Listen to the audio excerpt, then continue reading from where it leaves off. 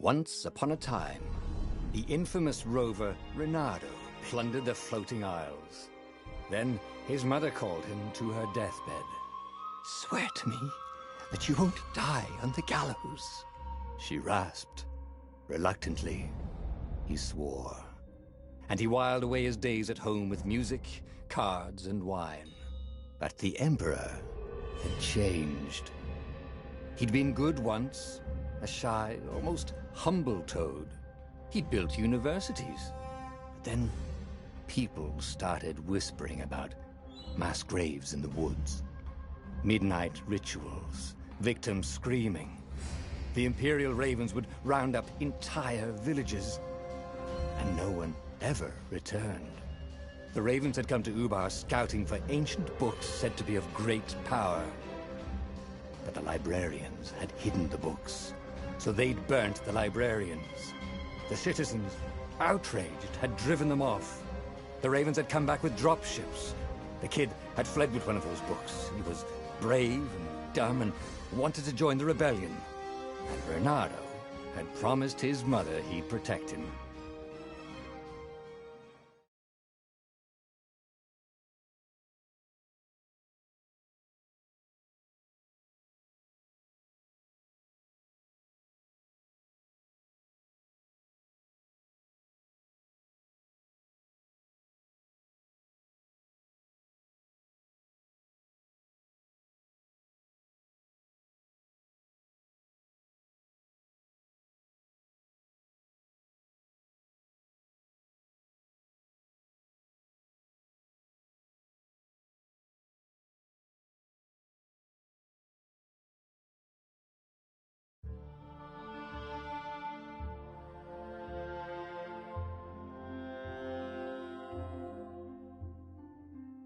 The kid was looking down, watching his city burn.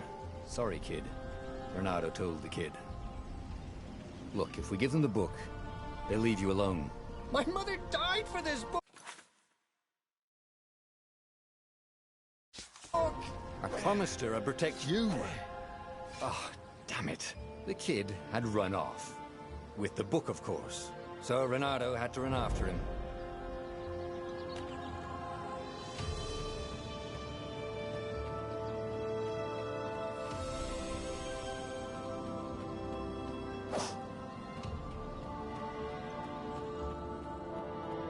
The two ravens were staring at the kid like he was their dinner. Which probably was what was in their tiny brains. "Hey," Reynardo said. They cocked their heads at him. "Pick on someone as ugly as you." Wait, that didn't come out right. "For the Emperor!" The ravens cawed and rushed at him.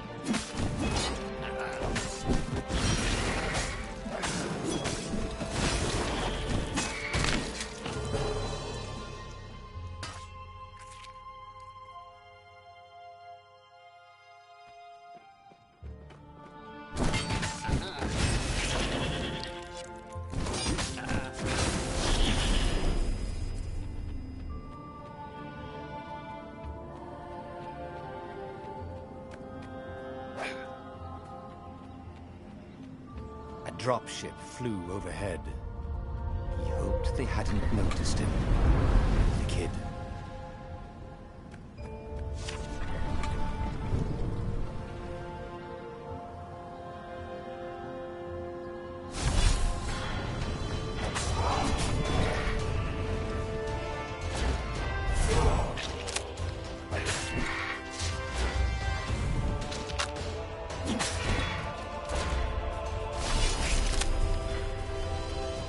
Oh, right. the Gate of Heroes. Someone's idea of a joke, making the skyship docks a gated community. You needed a hero's sword to open it. And the kid was on the other side of the gate. Who let you through? Promise me you'll take the book to the rebels, or I'm gonna steal your ship. I'm not taking that damn book anywhere, and neither are you. Try and stop me, laughed the kid. I bet you don't even have a hero sword. And with that, the kid hopped away. Had to hand it to the kid. He was an idiot, but he had guts. Where was Reynardo going to get a hero sword?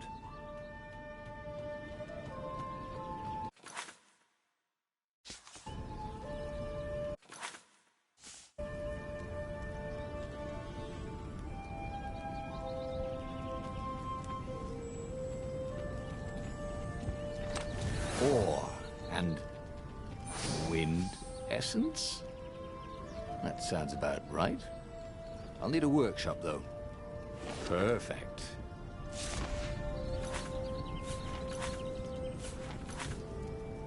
A hero sword. QED.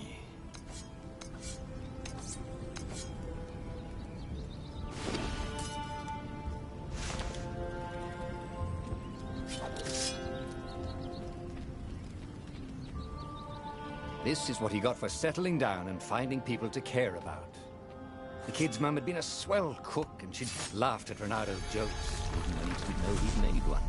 And then the ravens had come to burn her.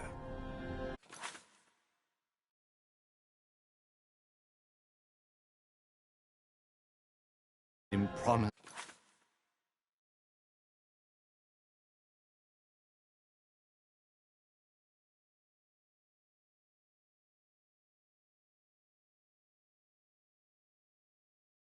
To protect the kid, but she never told him where the book was.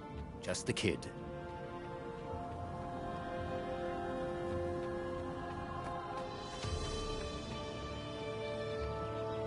He came up to a ledge. It was too far to jump. There'd been a bridge here before, hadn't there? And there was Peter, giggling at him. "How'd you get across?" he asked the kid. "Where'd you find a hook?" "I hopped," said the kid. White-ass kid. "Hey, look out behind you!" "Cute," said Reynardo. Ah, ravens.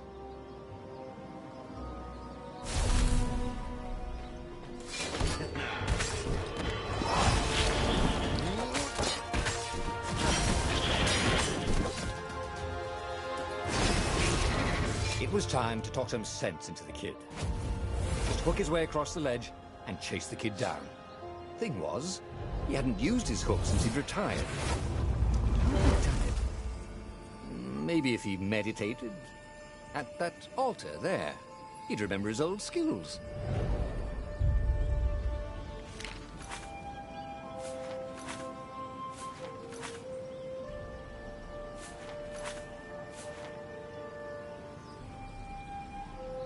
It was starting to come back to him. Something you never completely forgot, like how to freeze time when attacking.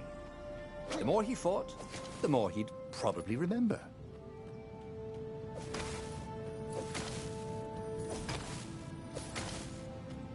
And there was the Farfarer. She was the fastest ship he'd ever known. She could do the Kestra run in 12 furlongs. Oh, so the salesman had told him. And something told him the kid was about to walk into an ambush. "Stop!"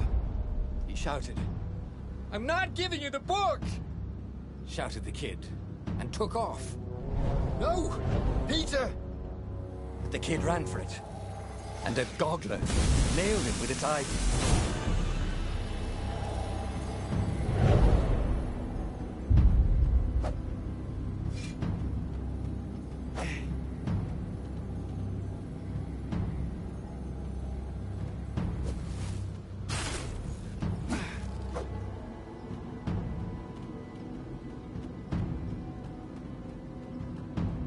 The book was unburned.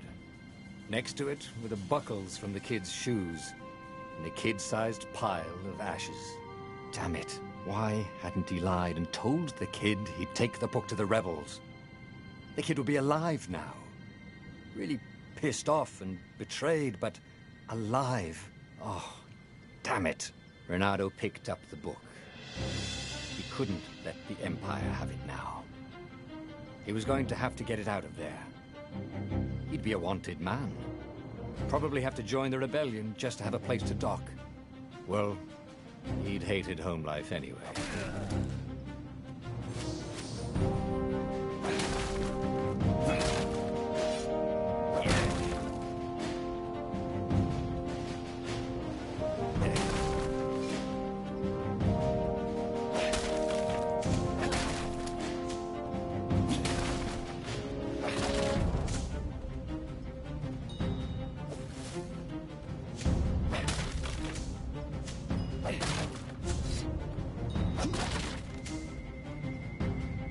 What was the big deal about this book, anyway?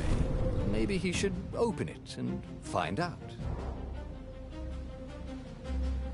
All that had been years ago. How many? The war was a blur, and now 3 Raven scout ships were chasing him. Where are you running, rebel? Cawed the Raven captain over the loudhailer. Reynardo could see them cranking up their catapults. Just going out for milk? Reynardo yelled back. Where can you run? Laughed the Raven horribly. Far behind him, another city was burning. The dark cloud above its island was thousands of Imperial ships. The fleet was doing a thorough job. Take us to the rebel base! I will spare your life! It cawed. The entire jury-rigged rebel fleet was only a few islands to the east. Beyond that were only the pillars of heaven. A sea of endless blood-colored tornadoes. The rebellion was out of time. Unless Reynardo could bring a game-changer. Maybe he could. Reynardo had found out where he could find the pieces of the Sky Ripper, the legendary weapon that had exiled the lost gods. Surely a legendary weapon could win the final battle. On the other hand, his old friend Lapino had sent Reynardo a desperate message saying he had a brilliant scheme to save the rebellion. If Reynardo could only rescue him. Reynardo dived the Farfarer towards the abyss. As he felt the heat of the jet stream, the Raven ships peeled off, not stable enough to follow him down there. Now it was time to choose. Lapino or the Sky Ripper.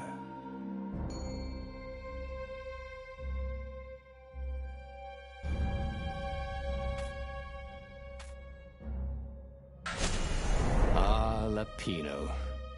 Apparently, the Mad Rabbit had sold a Pegasus that he did not exactly own. Lapino always wiggled out of trouble, given time. But he was out of time. The Ravens had figured out that Lapino was a rebel spy. If the fleet reached him first, they'd string him up for that. Never mind the winged horse.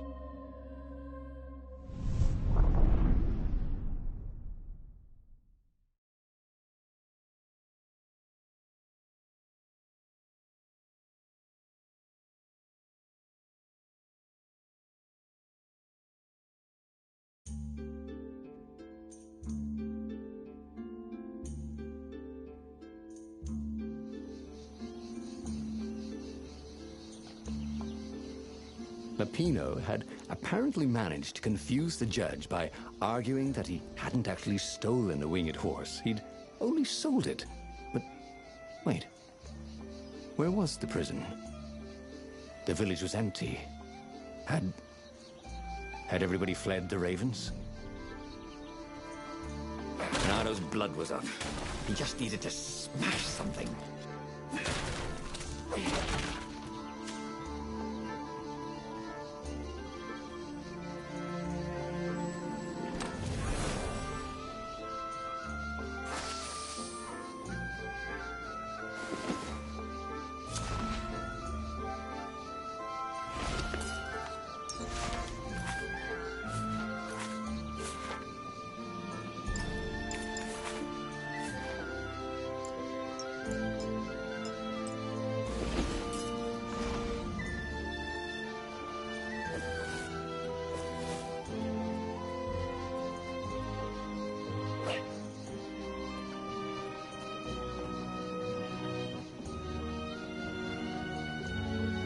There were stickers all over the platform for really hot lady foxes, with pictures and addresses and everything.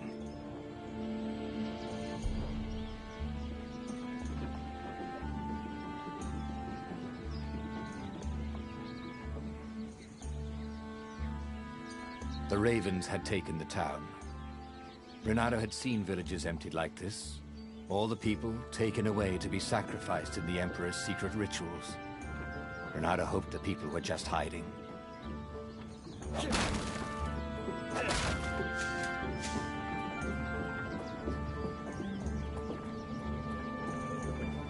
Firewalls only let you through if they think you're hot enough.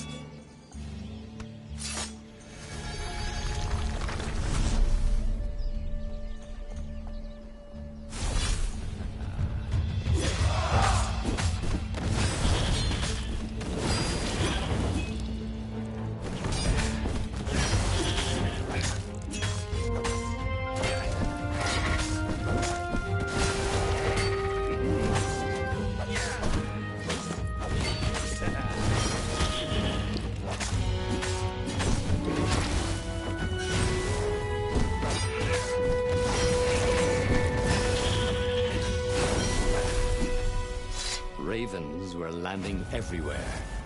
The advance guard. He'd better get moving. If they got to Lupino first, they'd eat him for breakfast. Where had...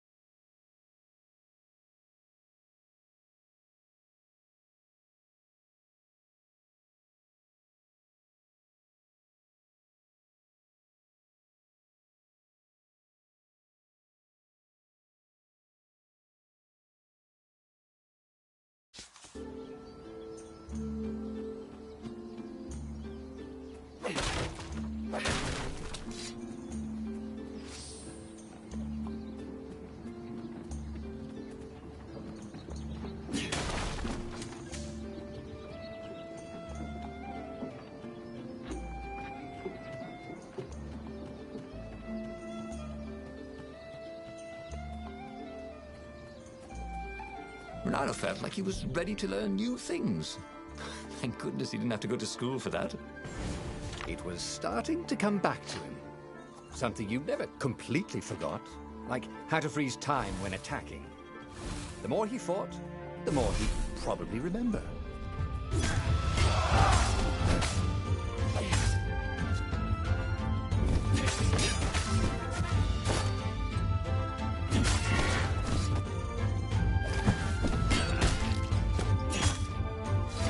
Come over here.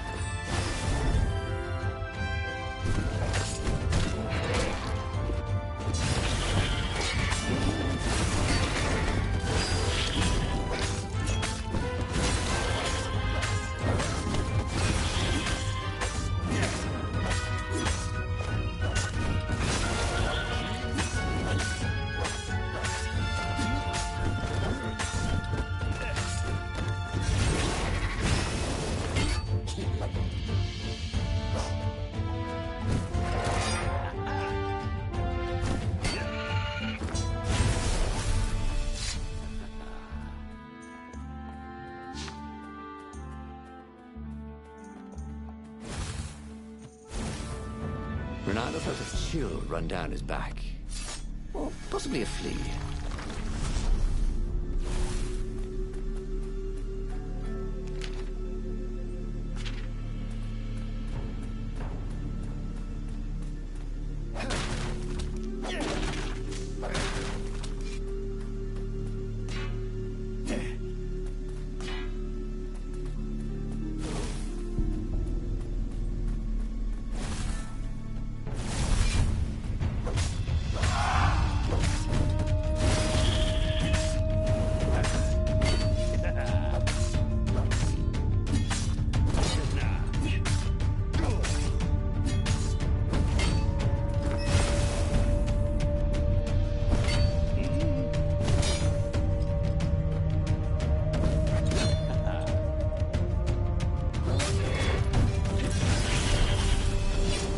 Renato felt ready to take on new powers.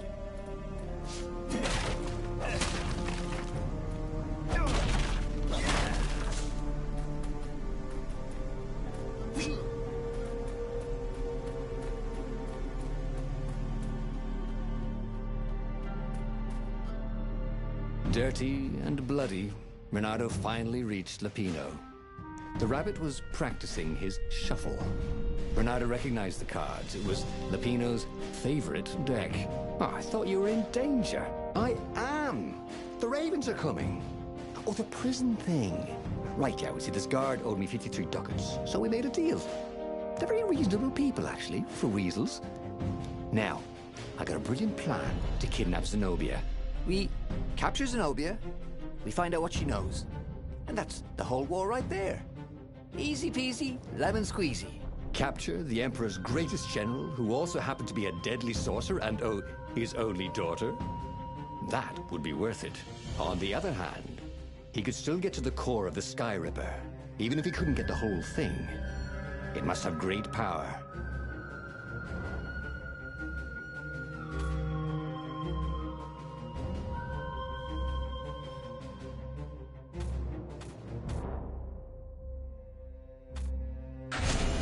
To make the Sky Ripper, the Transcendent Emperor had wrapped an armature around the eye of a god. Bernardo had already let that armature slip away to save Lapino's life. But even its core, the eye torn from a god, surely they could fashion a great weapon from that. The core of the Sky Ripper? Lapino's excited. That's an actual thing that we could just go and get. You've been busy. He sure had. Renato told him all the things he'd been up to. Soon they got to talking about old times, about wages they'd won and lost, and scrapes they'd barely got out of. It was good to be back with his friend. Renato grinned. He had a very good feeling about this.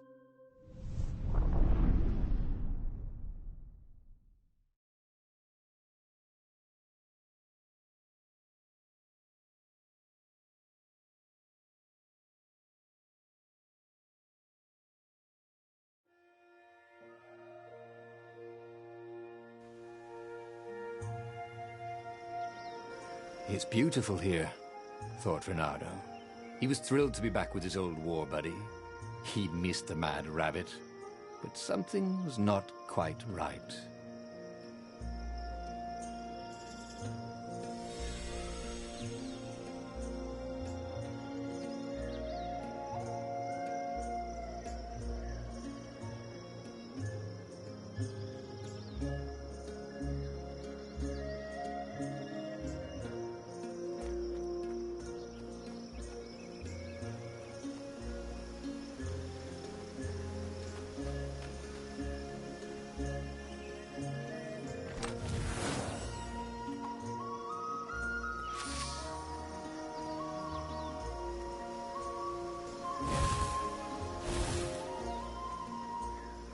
Who needed bridges anyway?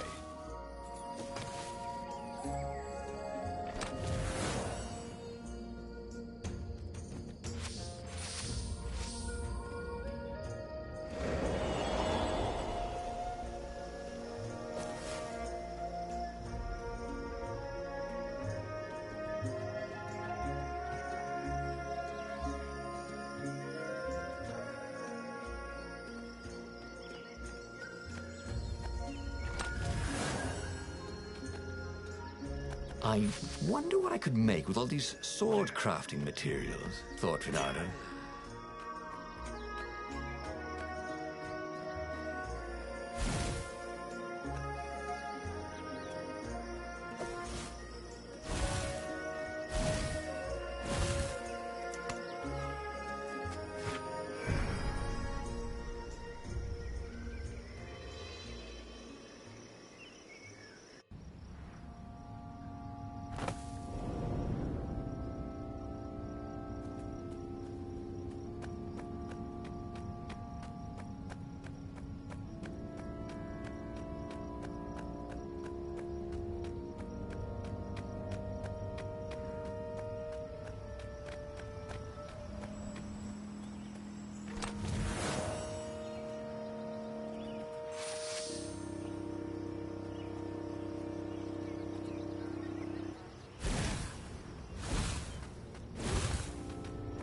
There was something sour in the air.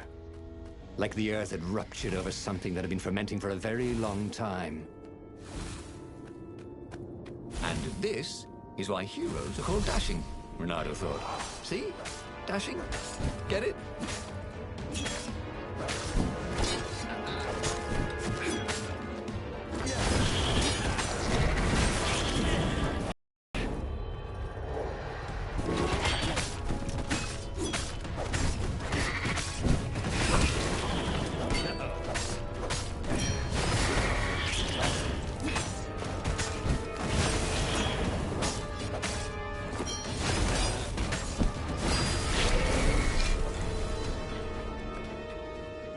Renato felt wrong all over.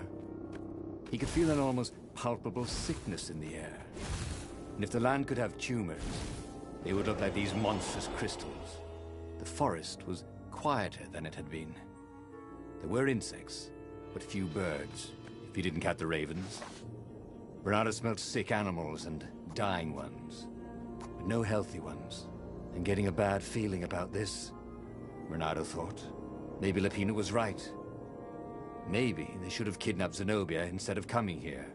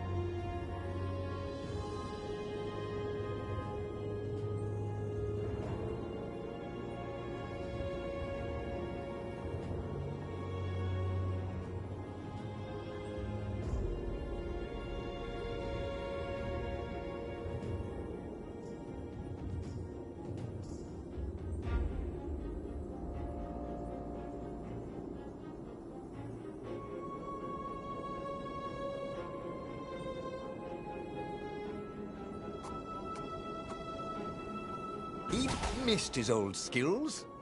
He welcomed them back like he was at a reunion.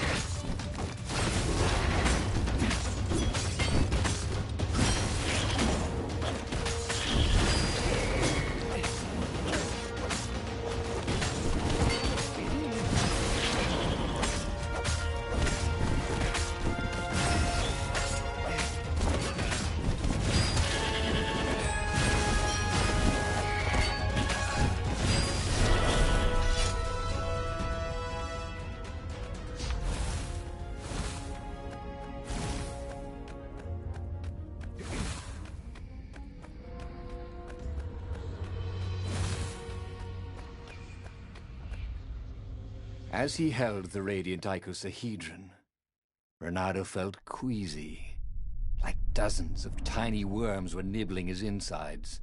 It wasn't healthy to be so close to the eye of a god. How could he use it?